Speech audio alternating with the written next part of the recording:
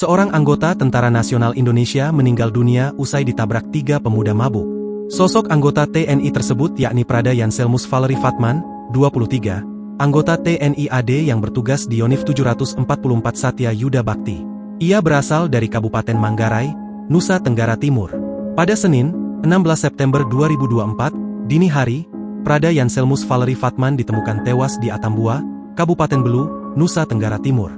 Dikutip dari Pos Kupang, kejadian itu bermula dari Prada Yanselmus Valery Fatman yang sekira pukul 1 waktu Indonesia Tengah, Senin, 16 September 2024, berencana hendak kembali ke markasnya di Yonif 744 Satya Yuda Bakti. Ia mengendarai sepeda motor Honda Beat dari Atambua.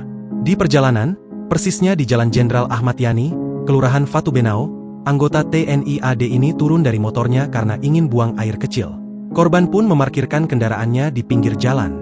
Di saat bersamaan, datang 3 orang pria berinisial ADD, JL dan PP, mengendarai Honda Revo tanpa plat nopol dan lampu penerangan. Ketiganya dalam kondisi mabuk. Mereka berbonceng 3 mengendarai motor dengan kecepatan tinggi. Karena di lokasi jalanan cukup gelap, ketiganya kemudian menabrak Prada Yanselmus Valery Fatman. Prada Yanselmus pun langsung terpental dan mengalami luka serius. Akibat peristiwa ini, Prada Yanselmus meninggal dunia di lokasi kejadian.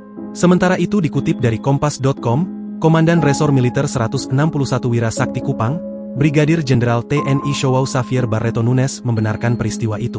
Ia pun mengungkapkan kasus kecelakaan ini sepenuhnya akan diurus dan brigif. Sementara rencana waktu dan tempat pemakaman masih menunggu keputusan dari pihak keluarga. Download Tribun X sekarang, menghadirkan lokal menjadi Indonesia.